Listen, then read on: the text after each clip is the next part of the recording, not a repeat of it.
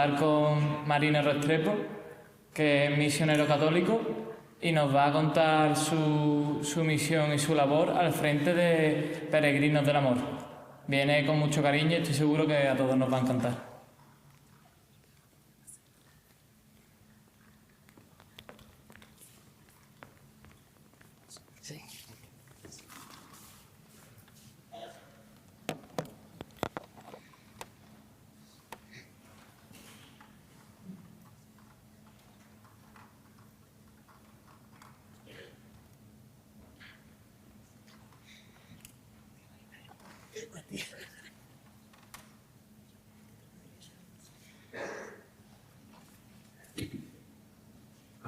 Purísima.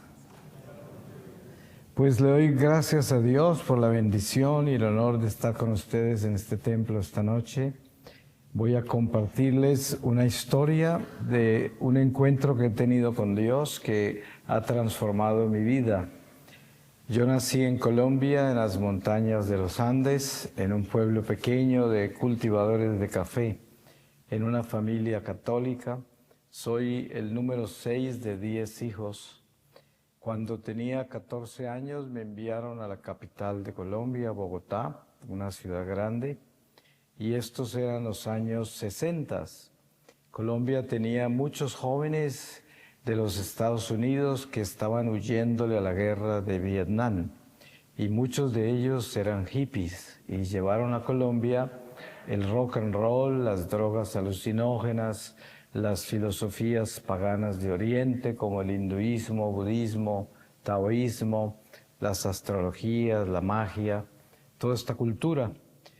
Muy pronto, ya a la edad de 15 años, después de entrar en esa cultura, perdí mi fe católica, y cuando tenía 20 años contraje matrimonio en Bogotá y me trasladé a Alemania, a la ciudad de Hamburgo. Allí viví 7 años y me formé como actor y compositor musical. Ahí nacieron mis 2 hijos y luego me trasladé a California, a la ciudad de Los Ángeles. Ahí viví un poco más de 25 años trabajando en la industria del espectáculo. Todos estos años, desde que salí de mi pueblo a la edad de 14 años, los viví completamente alejado de Dios. La única persona que me hablaba de Dios era mi madre, que me visitaba en California cada 2 o 3 años y siempre me decía, a mí no me impresionan tus éxitos ni tu dinero, me preocupa mucho tu alma. Si continúas viviendo la vida que estás viviendo y mueres así, vas a tener un problema muy grande con Dios. Yo quería mucho a mi madre, pero no creía en su religión, por eso no le ponía cuidado a sus consejos. Pero en el año 1997 todo cambió. Viajé a Colombia durante la Navidad de ese año y era muy triste esa Navidad en mi familia porque durante los 4 años anteriores a esa Navidad habían fallecido 5 personas en la familia, una tras otra. Primero murió mi esposa de cáncer, luego murió mi hermano menor en un accidente en el mar, después muere mi padre, luego se suicida un hermano mío en Bogotá y unos pocos meses después murió mi madre. En esa Navidad éramos 4 hermanas y yo. Mis hermanas eran católicas que practicaban su fe, pero ellas no sabían que yo no practicaba mi fe católica. La única que sabía era mi madre, pero nunca les contó. Entonces, pensando que todavía era católico, me invitaron a la iglesia a rezar la novena de Navidad del Niño Jesús, una tradición muy antigua en Colombia. La novena comienza el 16 de diciembre y termina el 24. El 25 de diciembre, día de Navidad, decidí pasar la noche en una plantación de café de uno de mis tíos. Y a medianoche, cuando iba cruzando la puerta de la hacienda en un jeep, saltaron de la oscuridad 6 guerrilleros con ametralladoras y me secuestraron. Me ataron mis manos atrás y me pusieron una capucha en la cabeza, me llevaron prisionero a la selva. Ya en la selva me escondieron en una cueva que estaba llena de murciélagos y toda clase de alimañas de la selva. En total estuve secuestrado 6 meses. Los primeros 15 días los pasé en esa cueva. En el día 15 llegó otro grupo de guerrilleros, me sacaron de la cueva, me quitaron la capucha, me desataron y me pidieron una suma de dinero enorme. Me dijeron que si no se las daba iban a matar a toda mi familia. También que tan pronto pagara esa recompensa me iban a ejecutar porque estaba sentenciado a muerte. Me ataron de nuevo, me encapucharon y me metieron en la cueva. Esa noche es la noche que tengo esta experiencia con Dios que cambia mi vida. Yo estoy en esa cueva totalmente destruido como ser humano porque no tenía ninguna esperanza de salir con vida de esa selva. Toda mi familia estaba en peligro de perecer en manos de estos bandidos. El dinero había sido lo más importante de mi vida hasta esa noche y prácticamente me lo iban a robar todo. No podía estar en una situación más terrible. Tenía 47 años esa noche. Estaba perfectamente despierto y consciente, solo que estaba en una cueva oscura y con una capucha en mi cabeza. Y de pronto entré en un éxtasis. Yo no sabía lo que un éxtasis era, esto lo aprendí después. Yo pensé que me estaba muriendo, porque en el éxtasis aparezco a la edad de 3 años en el patio interior de la casa donde nací. Estaba en un triciclo con un palo en la mano, recorriéndome los jardines de la casa, golpeando las plantas y las flores, y escuchaba a una empleada de la casa que me gritaba que no hiciera eso. Yo entré en pánico porque no sabía qué me estaba sucediendo, pero no podía salir del éxtasis y continué reviviendo mi vida poco a poco. Cuando estaba pasando por la edad de 10 o 11 años, comencé a vivir un dolor que no se los podría explicar porque era el dolor de mi conciencia. Por 33 años viví alejado de Dios en pecado mortal y mi conciencia había estado dormida, pero ahora comenzó a despertarse poco a poco y no podía detenerla. Y podía ver perfectamente las consecuencias de mi pecado, el daño que le había hecho a tanta gente, las ofensas a Dios, el peligro en que había puesto mi alma por mi vida de pecado. Y a medida que iba reviviendo mi vida, más complicado era todo porque más graves los pecados. Yo creo que yo reviví toda mi vida. Como les dije, tenía 47 años esa noche. Esta primera parte la podríamos llamar una iluminación de la conciencia, porque es lo que fue. Luego sucede algo más misterioso. Aparezco boca abajo contra la hierba en una montaña muy alta, en un silencio que tan solo lo podría llamar un silencio perfecto que yo nunca había vivido antes. Miré hacia adelante y al frente mío en la distancia podía ver otra montaña más alta y la cima de esa montaña estaba cubierta de niebla y la niebla comienza a despejarse poco a poco y apareció la ciudad más extraordinariamente preciosa de luz, una ciudad de luz que jamás podría describírselas. Mi alma sabía que yo tenía que haber llegado allá y no había alcanzado, y eso me preocupó enormemente. Entonces miré para ver cómo podía trasladarme hacia allá, pero me di cuenta que las 2 montañas no estaban conectadas, y eso me preocupó aún más. Y en ese momento comencé a escuchar el sonido de aguas inmensas que se acercaban hacia mí. No las podía ver, pero las podía escuchar perfectamente. Y de pronto se convirtieron en muchas voces. Voces en perfecta armonía, absolutamente preciosas. Y después se convirtieron en una sola voz. Y esa voz venía de todas partes. A pesar de yo haber vivido tan lejos de Dios por tantos años y de haber adorado tantos dioses falsos, cuando yo escuché esa voz, yo sabía que era la voz de Dios. Pero esa voz me quemaba, no la resistía. Era el perfecto amor y yo no tenía amor. Sin embargo, el Señor me mantuvo ahí en su misericordia y me habló mucho. Yo le digo a la gente, si yo viviese 100 años más, no alcanzaría a contarles ni lo mínimo de lo que quedó infuso de todo lo que el Señor me dijo.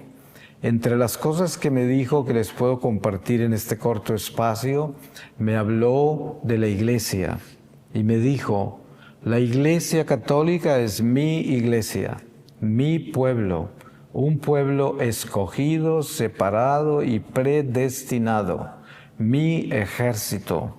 Yo te escogí desde el vientre de tu madre para ser de mi iglesia y tú la desertaste.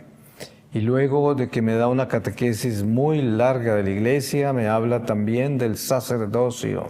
Y me dijo, entre los seres humanos en la tierra, la persona que tiene el poder más grande contra los poderes de las tinieblas es un sacerdote santo.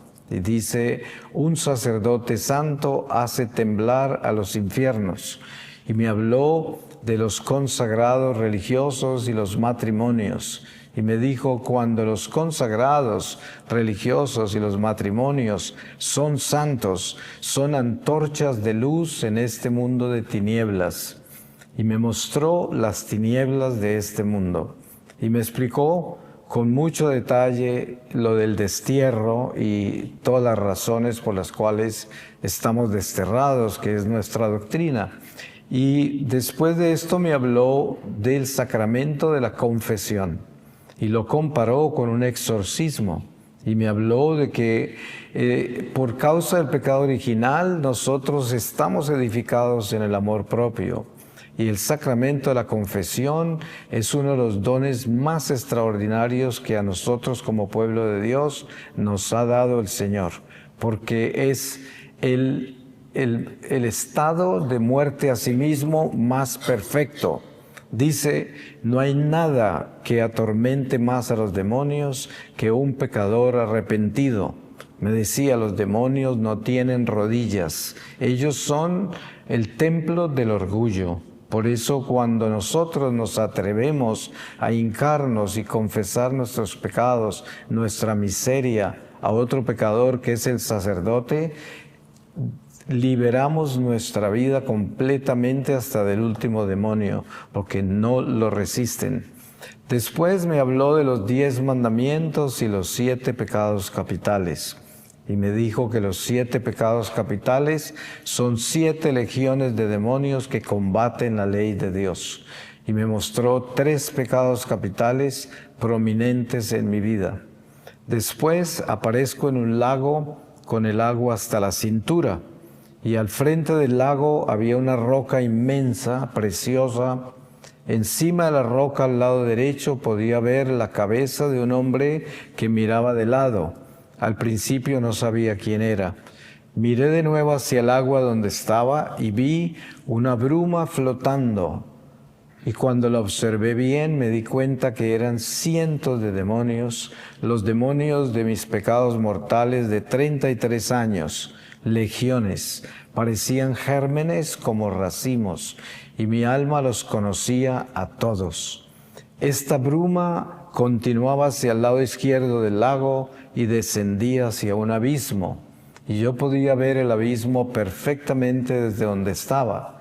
Y pude ver que habían incontables niveles de condenación.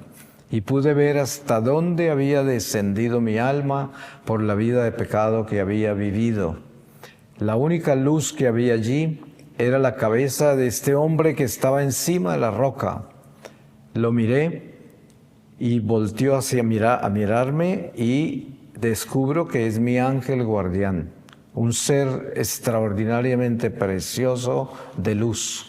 Se integró a mí en una forma que no les puedo explicar porque no se comunicó con una voz como lo hizo el Señor.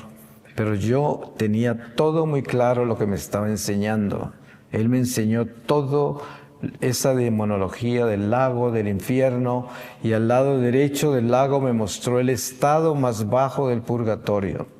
Después me llevó al pueblo donde yo nací y aparecí a la edad de 11 años en la noche en una procesión de la Virgen María.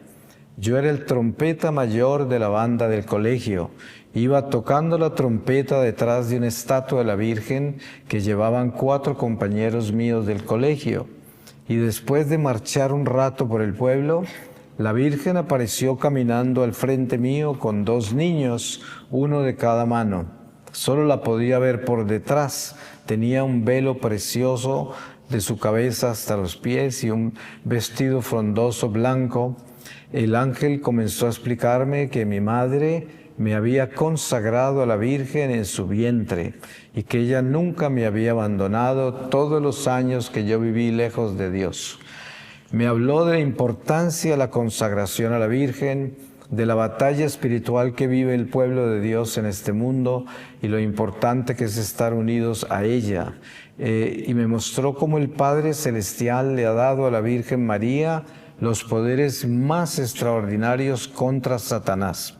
Luego me mostró el poder del Santo Rosario y en esa procesión todos llevaban rosarios, incluso los niños, y algunos rosarios estaban totalmente iluminados y otros tenían menos luz y otros no tenían luz. Y me habló de la economía de la oración, cómo la oración del corazón era la fuerza de comunicarnos con Dios.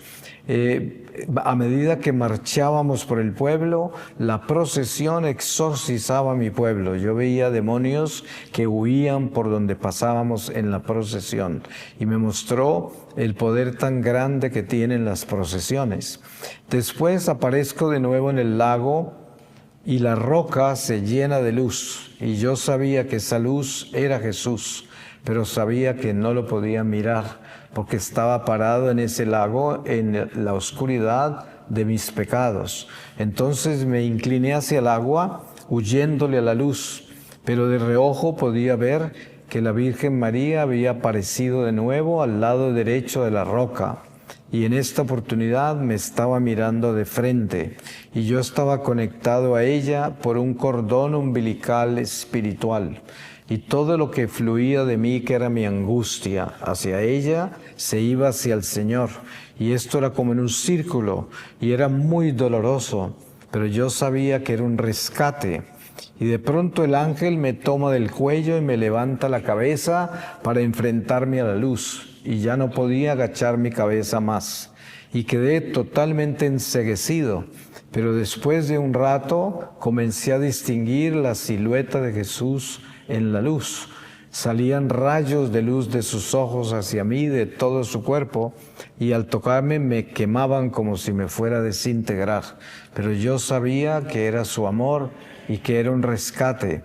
Y salí del éxtasis y viví 5 meses y medio más secuestrado después de que Jesús se me apareció. Todos los días del secuestro le imploraba a Dios que no permitiera que muriera sin confesarme, porque yo sabía que todos esos demonios que yo vi en el lago todavía estaban en mi vida y sabía que solo la iglesia, por medio del sacerdote, me podía liberar de ellos. Pero yo estaba sentenciado a muerte, así de que tomaría un milagro para que esto fuera posible. Además, los demonios se encargaron de hacerme sentir que no me iba a salvar. Pero 6 meses exactamente de mi secuestro ocurre este milagro. Yo había estado atado a un árbol todo el día y era de noche, muy oscuro ya, y aparecieron 4 guerrilleros con ametralladoras y me desataron. Me llevaron a una carretera y en la carretera me ordenaron caminar derecho y que no mirara para atrás. Yo estaba seguro que me iban a fusilar, pero ahí me abandonaron en esa carretera. Yo sé que esos guerrilleros nunca supieron por qué me dejaron ir esa noche, porque pude ver con claridad que fue el Espíritu Santo quien me rescató de esa selva. Después de mucho rato, aparece un bus un autobús que me saca de la selva y tan pronto me reúno con mi familia y me recupero un poco, me fui a confesar a un monasterio de franciscanos. Salir de la selva fue un inmenso milagro, pero el milagro más grande que yo esperaba era la confesión. Cuando este franciscano me absolvió, nunca les podría explicar lo que yo sentí. Yo sabía que todos esos demonios que yo vi se habían ido y me sentía como una pluma flotando en el aire de lo libre que vivía ese momento. Ahí comenzó mi nueva vida y regresé a California, a mi casa en Los Ángeles, y comencé a aprender a ser católico de nuevo. Así pasé 2 años. Yo pensé que el Señor me había dado otra oportunidad, yo debía cambiar mi vida, fin de la historia. Pero no, el Señor tenía un plan. Pasados esos 2 años, viajé a Colombia durante una Semana Santa y el Domingo de Ramos, en misa de 12 del día, en una iglesia muy grande en Bogotá, durante el ofertorio de la misa, mientras contemplaba un crucifijo enorme que colgaba de encima del altar, comencé a sentirme mareado como si me fuese a desmayar, pero estaba entrando en otro éxtasis con Jesús desde ese crucifijo. Ese día yo tenía 49 años, estaba muy golpeado por el secuestro, tenía muchos miedos, mi refugio era la iglesia y la oración, pero no quería saber nada de nadie ni de nada. Sin embargo, el Señor comenzó a decirme que la misión para la cual yo había nacido apenas iba a comenzar y que Él me iba a llevar por todo el mundo, que todos los lugares donde iba a ir ya los tenía escogidos y todas las personas que me iban a escuchar ya las había escogido con nombre propio, que todo lo que iba a compartir estaba en perfecta armonía con la doctrina católica y que no tuviese miedo, que Él se encargaría de mi vida. Yo salí de esa iglesia sabiendo que solo un milagro podía hacer esto posible, pues yo no estaba capacitado para seguir lo que Él me mostró. Pero me acordé del franciscano con quien me confesé al salir del secuestro, lo busqué y por primera vez abrí mi corazón para compartir estas experiencias con Dios. Durante la conversación con el franciscano, el Señor con mucha claridad me mostró que ese franciscano Él lo había escogido para ser mi padre espiritual, que debía confiar en Él. Y así fue. Él me guió y dejé mi vida artística y seguí el llamado del Señor. Y hace 25 años que fundé una misión que se llama Peregrinos del Amor, que el mismo Señor me reveló, y hace 25 años que me lleva por el mundo. He visitado un poco más de 120 países en todos los continentes, y esto es lo que hago todo el tiempo. Yo viajo un promedio de 11 meses al año. Pues para terminar, yo les puedo decir esto. Nosotros sabemos todos que nuestra vida es muy corta y la experiencia que yo tuve con el Señor me enseñó algo que yo siempre quiero compartir con todos los que encuentro en la iglesia, y es que lo único que nosotros nos llevamos de esta vida cuando partamos es nuestra santificación. No hay nada que tenga ninguna importancia fuera de eso, porque es que nosotros somos llamados a eso. La vida terrenal es una escuela de almas, como la pude ver yo, y todos estamos en clase 24 horas al día, y todos estamos aprendiendo tan solo una lección, la lección del amor de Dios. Y si no la aprendemos en esta vida, tendremos que continuar aprendiéndola en el purgatorio, porque eso es lo que pude yo ver. Por eso, pues diría yo que el despertarnos tendría que ser ahora, porque ninguno de nosotros tenemos la seguridad de cuánto tiempo nos queda. Yo le digo a la gente, la vida nuestra es tan frágil que ninguno de ustedes en este lugar puede levantar la mano y asegurarse de que mañana va a estar vivo, porque no lo puede hacer. Si así de frágil es nuestra vida, ¿Se pueden imaginar lo importante que es estar preparados para la muerte? Yo no le recomiendo a nadie encontrarse con el Señor como yo me lo encontré. Y el Señor nos ha dado todo para lograrlo y entrar en el reino de la luz desde ahora. Nosotros hemos sido escogidos para ser miembros de este ejército, de esta iglesia. Y es nuestra responsabilidad el llevarle almas a Dios. Esa es nuestra misión. Y la primera alma, la nuestra. Pero para santificarnos necesitamos ser buenos. Y para ser buenos necesitamos ser valientes. Porque hay que ser valiente para perdonar. Hay que ser valiente para tener paciencia, tolerancia, compasión, caridad. Solo los valientes entran al cielo. El infierno está lleno de cobardes. Amén.